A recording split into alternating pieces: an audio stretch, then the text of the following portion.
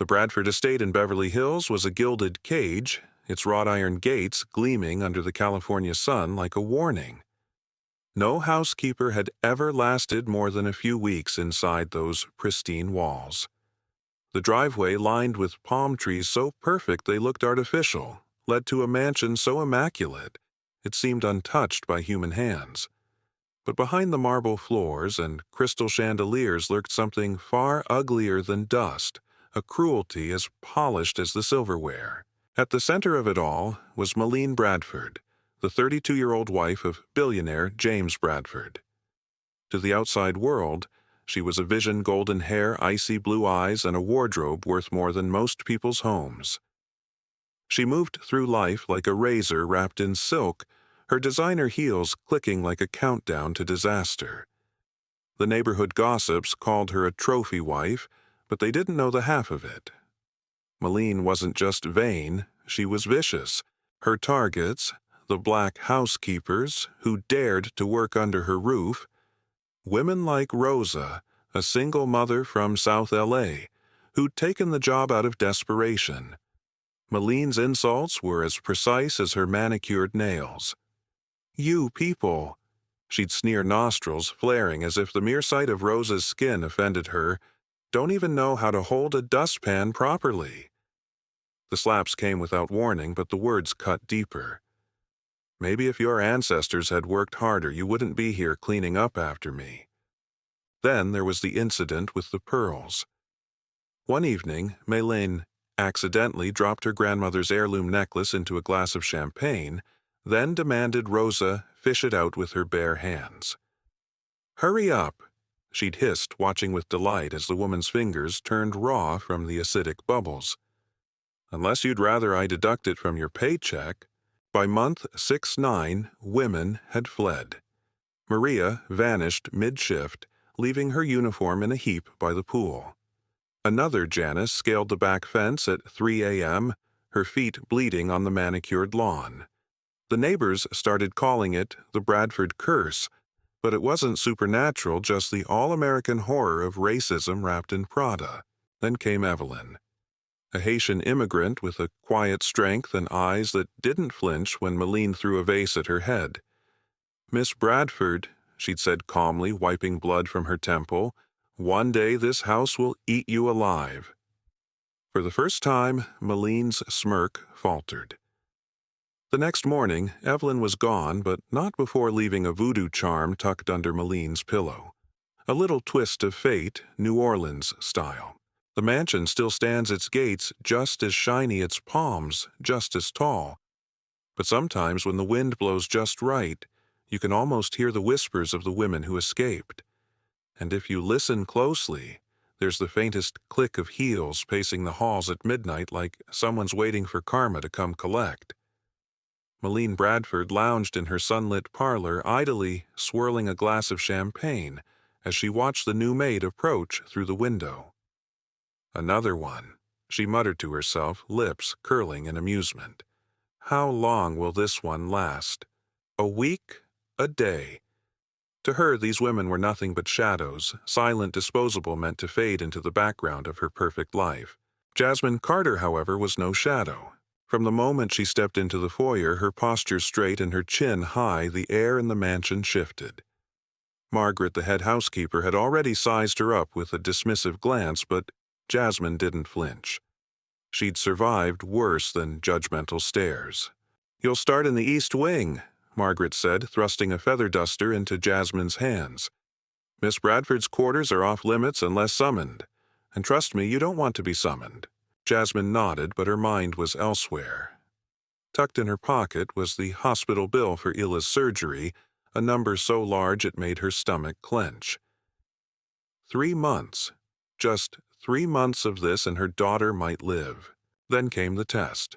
On her second day, Meline accidentally knocked over a crystal vase, sending shards skittering across the marble floor. "Clean it up," she commanded, smirking as she stepped back in her stilettos, ensuring the glass cut into Jasmine's knees as she worked. But Jasmine didn't make a sound. She simply gathered each piece, her hands steady, her expression unreadable. Meline's smirk faltered. That night, as Jasmine polished the silverware in the kitchen, Ben, the chauffeur, leaned against the doorway. "You're different," he said, voice low. The others cried by now. Jasmine didn't look up. "Tears won't pay my daughter's medical bills." Ben hesitated, then slid a key across the counter. "Back stairwell. If she locks you in the cellar again." A new twist. Meline had been locking maids in the wine cellar for disobedience, leaving them in the dark for hours. But Jasmine pocketed the key without a word. She wasn't here to play victim. The real battle came at the end of the week. Meline, irritated by Jasmine's unshaken demeanor, cornered her in the hallway. "You think you're special," she hissed, gripping Jasmine's wrist so tight her nails drew blood. "You're just another worthless—" "I'm the one who'll last." Jasmine interrupted, her voice quiet but sharp as the glass she'd cleaned days before. Meline recoiled, stunned. No one talked back, no one dared. For the first time in years, the Ice Queen of Beverly Hills felt something unfamiliar doubt. And Jasmine. She smiled. Because she'd just realized something terrifying and exhilarating. Meline Bradford wasn't invincible. She was just a woman. And every woman could bleed. The tea stain spread across the marble like a wound, and for a moment the entire mansion held its breath. Jasmine's fingers trembled against the cloth, but she didn't look up. Not even when Meline's shadow loomed over her, the scent of bergamot and cruelty thick in the air. "Use your hands," Meline murmured, nudging the porcelain cup closer with her toe. "The cloth isn't worthy of my floors." A gasp rippled through the staff. Even Margaret, stone-faced as ever, stiffened. But Jasmine, she exhaled slowly, then dipped her fingers into the lukewarm tea, wiping the marble with her bare skin. The liquid seeped into her cuticles, staining them brown like dirt, like something unclean. Meline's smile widened. Victory. But then, "You missed a spot." The voice came from the doorway. Ben, the chauffeur, stood there, arms crossed, his gaze locked on Meline. A silent challenge. The room froze. No one defied Meline. No one. Her icy eyes flicked to Ben, then back to Jasmine. "You two know each other?" she asked, voice sweet as poisoned honey. Jasmine kept scrubbing. "No, ma'am." Ben didn't blink, just pointing out the obvious. Meline's grip on her cup tightened. A hairline crack appeared in the porcelain. That's when the second twist came. From the hallway, a child's laughter echoed high, bright, utterly out of place. A little girl, no older than 6, skipped into the room in a lace-trimmed dress, her blonde curls bouncing. Meline's daughter, Lillian. "Mommy, why is the lady cleaning with her hands?" she asked, tilting her head. Meline's composure slipped. "Go upstairs, Lillian." "But it's mean," the girl insisted, staring at Jasmine with wide, innocent eyes. The silence that followed was deafening. Jasmine's breath caught. Here, in this gilded hell, was a crack in Meline's armor, her own child calling out the ugliness she'd tried so hard to hide. Meline's face drained of color.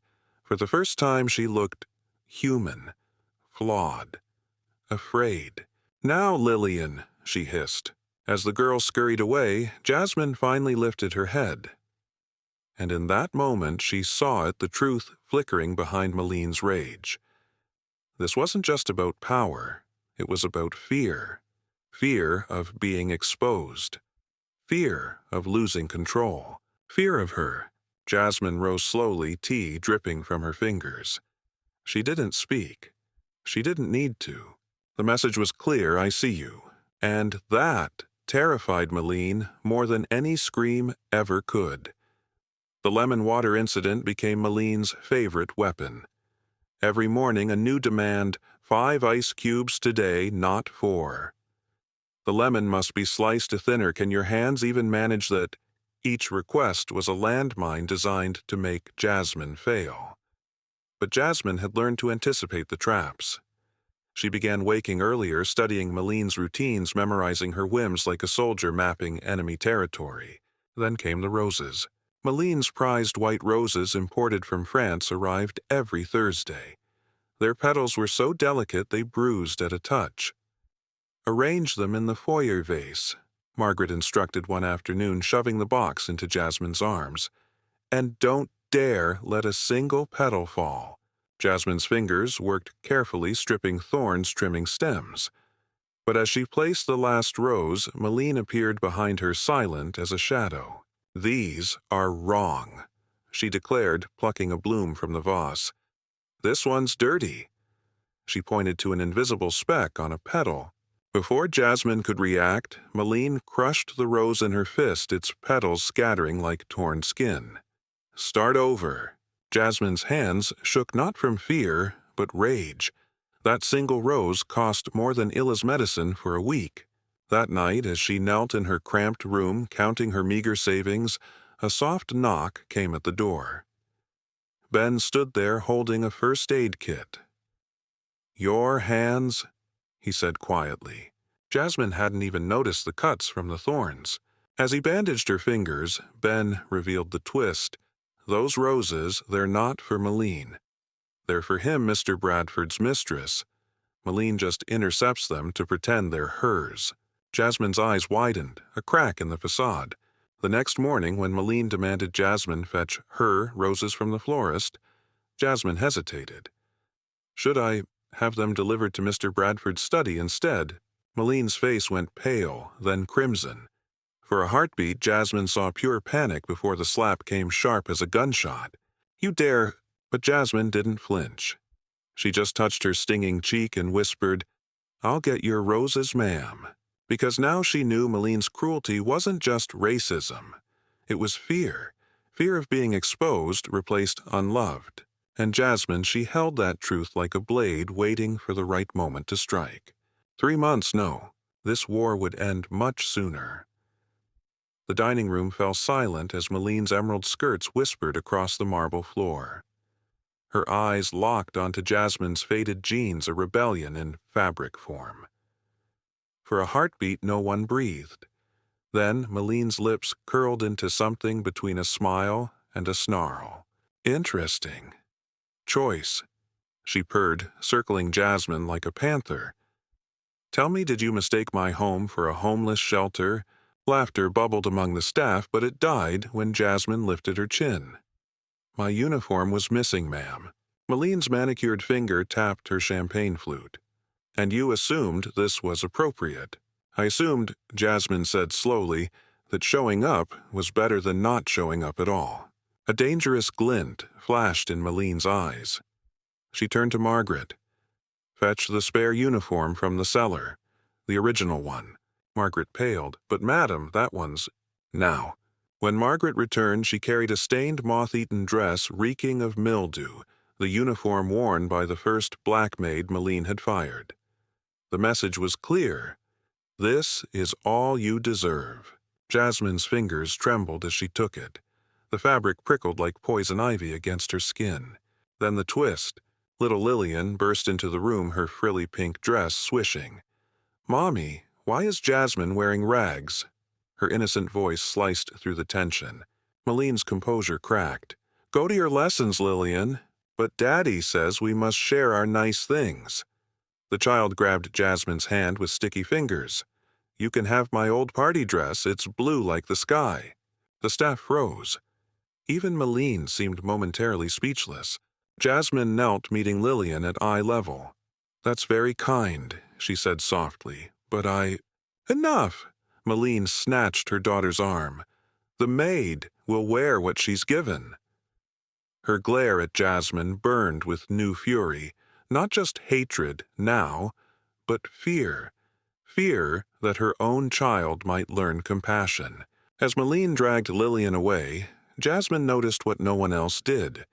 Mr. Bradford watching silently from the upstairs balcony, his expression unreadable. That night, as Jasmine scrubbed floors in the ruined uniform, Ben slipped her a note, "Cellar, midnight. Bring the dress." When the grandfather clock struck 12, she crept downstairs to find Ben waiting with a gasoline can and a matchbox. "Time to burn more than just your pride," he said. As flames consumed the hateful fabric, Jasmine realized this wasn't just about surviving anymore. It was about fighting back. And Meline, she'd just made her first mistake. She'd underestimated a mother's love. The crystal chandelier above the dining room trembled as Meline stormed out her fury. leaving a vacuum of silence in her wake. Jasmine kept polishing the same spot on the mahogany table, her fingers moving methodically. Not because it needed cleaning, but because stopping would mean acknowledging the sting of Meline's words. Then a shadow fell across the table. James Bradford stood there, his tailored suit immaculate, his expression unreadable. The staff froze mid-task, their eyes darting between him and Jasmine. No one had seen him witness the confrontation. No one knew how much he'd heard. "You," he said, his voice deep and measured. Jasmine's spine straightened, but she didn't look up. "Sir?" James studied her for a long moment, then did something no one expected. He picked up the polishing cloth beside her and ran it along the table's edge. "You missed a spot," he murmured so quietly only she could hear. The room collectively held its breath. Jasmine's hands stilled. This wasn't help, it was a test. She met his gaze for the first time. "I'll get it, sir." A flicker of something passed through James's eyes, respect, amusement, before he turned to leave. But at the doorway he paused. "Margaret," he said casually, "have a new uniform sent to her room. The current one. Meline's preferred uniform, not the rotting cellar rag." Margaret's mouth opened, then shut. "Yes, Mr. Bradford." As James disappeared upstairs, the staff erupted in hushed whispers. But Jasmine kept polishing, her mind racing. This changed everything. That night, as she folded the crisp new uniform, her uniform, a slip of paper, fluttered to the floor. "East Wing balcony, 11 p.m. No signature." The balcony overlooked the manicured gardens, bathed in moonlight. James stood with his back to her, swirling a glass of bourbon. "You're smarter than the others," he said without turning. Jasmine stayed by the door, ready to flee. "I just do my job, sir." James finally faced her. "My wife enjoys breaking people, but you—" He took a sip. "You don't break." Silence stretched between them, heavy with unspoken truths. Then came the twist. "I know about your daughter." Jasmine's blood turned to ice. James set down his glass. "The hospital bills. The surgery." He reached into his pocket and slid an envelope across the table. "Enough to cover it. All of it." Jasmine didn't touch it. "What's the catch?" For the first time, James smiled, a cold, calculated thing. "I need you to do something for me." The grandfather clock struck midnight as he whispered his request. And Jasmine realized with dawning horror, she wasn't just fighting Meline anymore. She'd become a pawn in a much darker game. The tension in the master bedroom clung to the air like the cloying scent of Meline's perfume. James watched as his wife smoothed her expression into something resembling composure, but the cracks were showing tiny fissures in her perfect façade.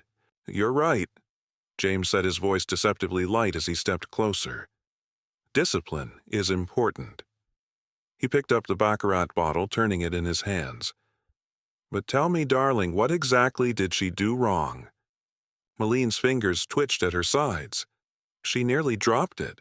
"Nearly." James set the bottle down with deliberate care. "But she didn't."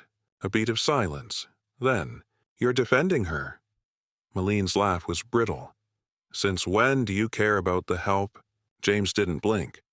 "Since I saw my wife turn into someone I don't recognize."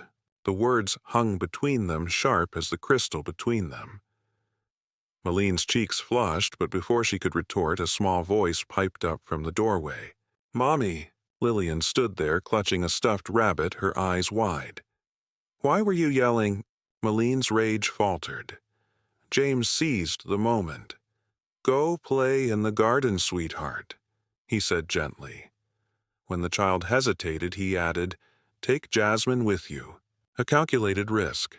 Jasmine's head snapped up, disbelief flashing across her face before she schooled it into neutrality. Meline looked like she'd been slapped. "You can't be serious. Fresh air does everyone good." James interrupted his tone, leaving no room for argument. As Jasmine guided Lillian out, he caught the way the little girl instinctively reached for the maid's hand, a gesture of trust Meline had never earned. Alone now, James turned back to his wife. "We need to talk." That evening, Jasmine found a note tucked into her apron pocket.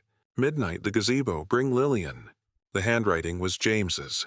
Underneath, scrawled in clumsy child's letters, "Please come, Jasmine. I drew you a picture." Jasmine's throat tightened. This wasn't just a game between husband and wife anymore. Lillian had become the wild card and Jasmine. She held all the pieces now. The sound of shattering porcelain still hung in the air when James appeared in the doorway, his presence cutting through the tension like a blade. Meline's performance faltered for just a second, long enough for him to see the truth. "That's enough." His voice was quiet, but it silenced the room.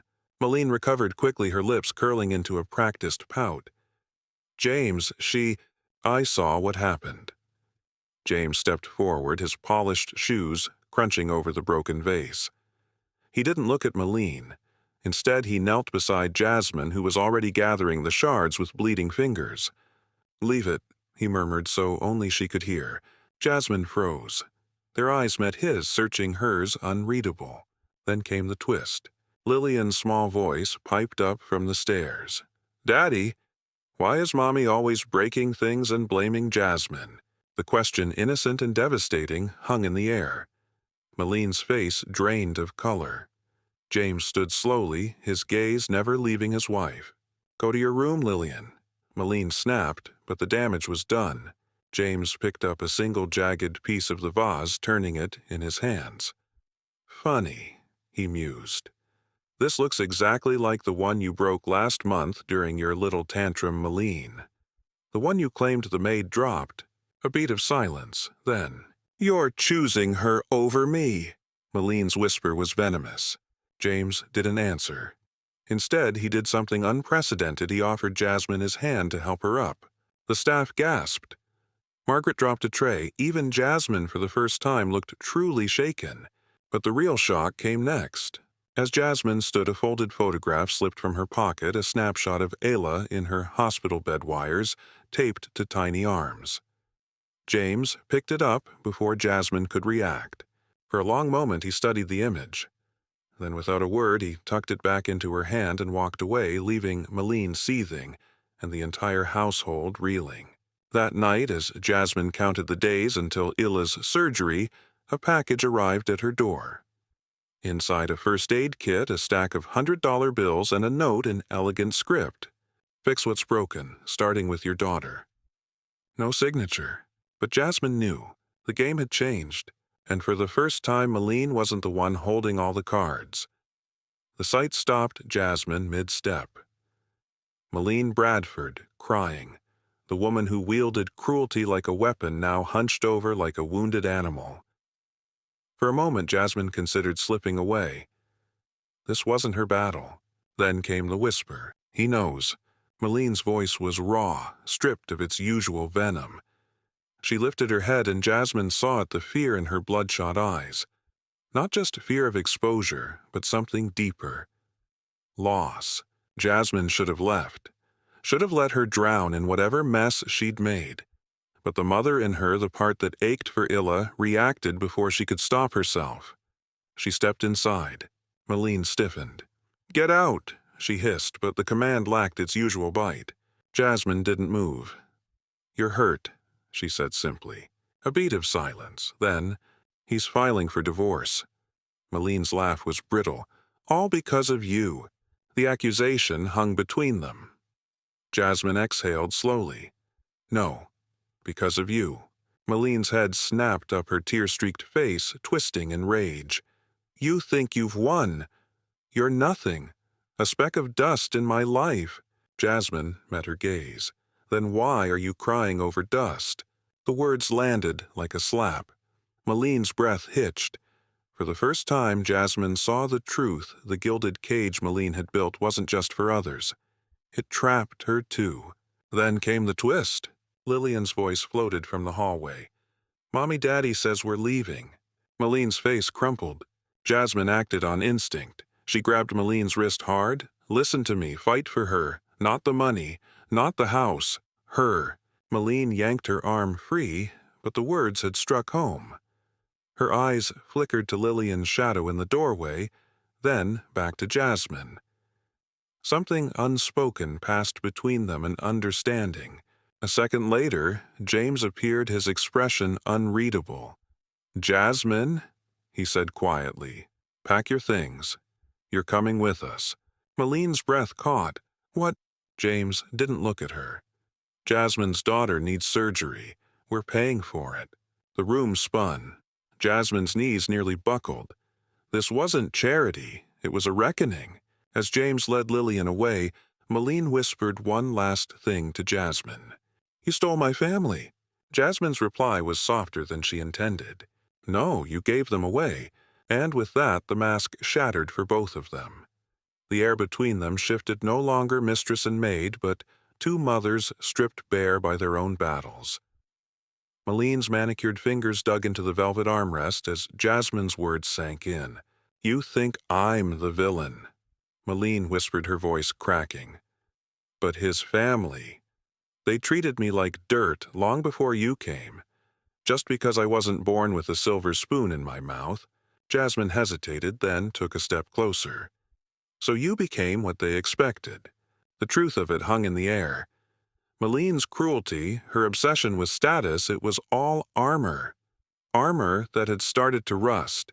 A sudden crash downstairs shattered the moment. Glass breaking raised voices. Then Lillian's piercing scream, Mommy! Both women bolted toward the sound. The foyer was chaos. James stood gripping a suitcase, his face ashen. Lillian clung to his leg, sobbing. And in the center of it all, Margaret, the stone-faced housekeeper, holding a shattered picture frame. The photo inside James with his arm around another woman. You, Meline breathed, staring at Margaret. You've been spying for his family this whole time. Margaret didn't deny it. They paid me to watch you. To prove you were unfit. Her gaze flicked to Jasmine. Until she messed everything up. The final twist revealed itself. Margaret had been the one hiding Jasmine's uniform, spiking her tea with laxatives, planting the ruined dress, all to drive her out because Jasmine's quiet strength had begun to change James. Meline swayed, her perfect world crumbling, but it was Jasmine who moved first. She knelt before Lillian, wiping the child's tears with her apron. It's okay, she murmured. Sometimes grown-ups make big mistakes too.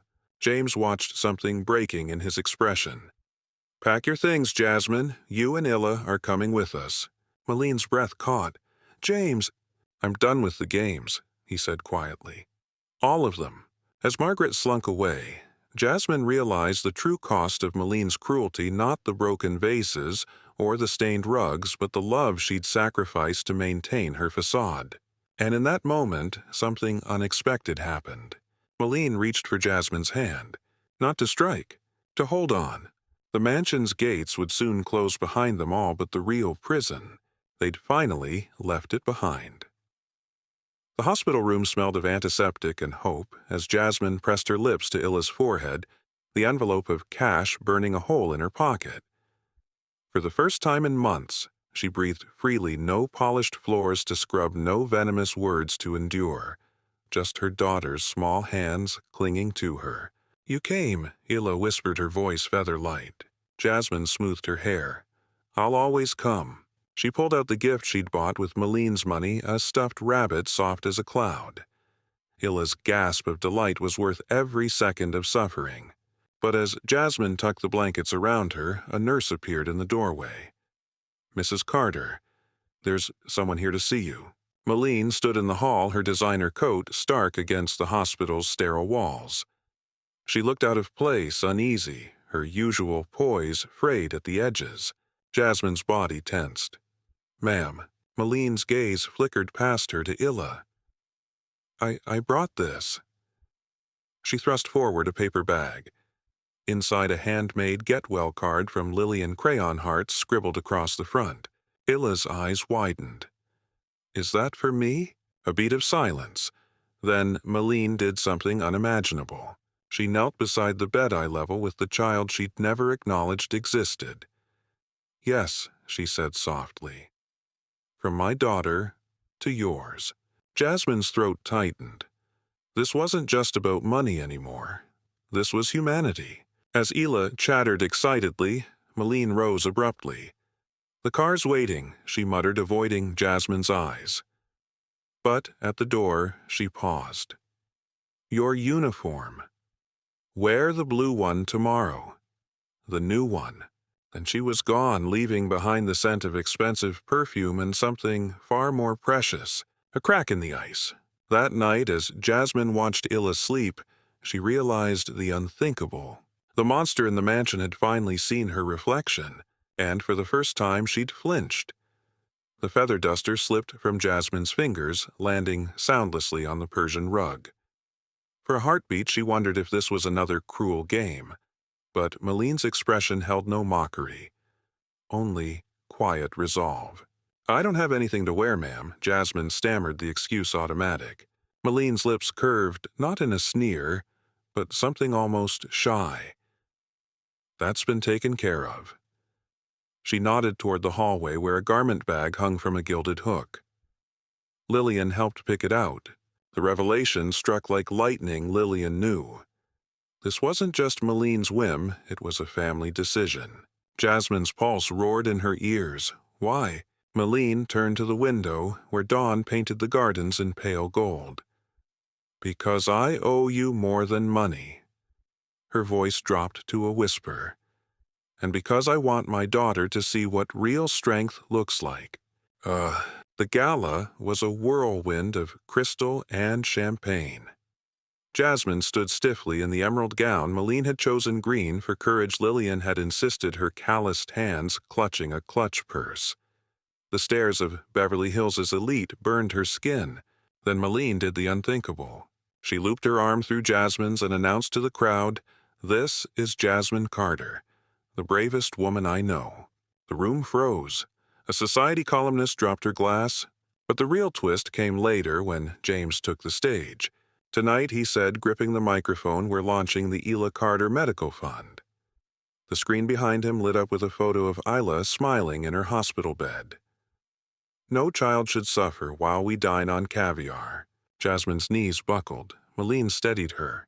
You did this, Jasmine breathed. Meline's eyes glistened. We did. As the applause thundered, Jasmine realized. The mansion's gates hadn't just opened for her. They'd been torn down for good. The ballroom's glittering lights blurred as Jasmine's tears fell. Dr. Foster pressed a card into her hand. Admit Illa tomorrow, while the crowd erupted in applause. But all Jasmine could see was Meline's face, stripped bare of its usual mask eyes, shimmering with something like redemption. Then came the twist. A familiar voice cut through the murmurs. Quite the performance, darling.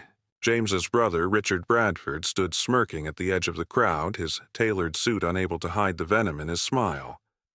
First, you torment the help, now you parade her like some charity pet. How progressive of you, Meline. The room tensed. Meline's fingers tightened around her champagne flute. But it was Jasmine who stepped forward. Mr. Bradford, she said, her voice clear as crystal. Your brother once told me this family values results. She held up Dr. Foster's card. Seems your sister-in-law just saved a life. What have you done lately? A stunned silence, then laughter. Not cruel, but delighted. The crowd parted as James approached Lillian, clutching his hand. She's got you there, Richard, he said, clapping his brother on the shoulder hard enough to make him wince. Meline's breath hitched when James turned to her. Proud of you, he murmured so only she could hear.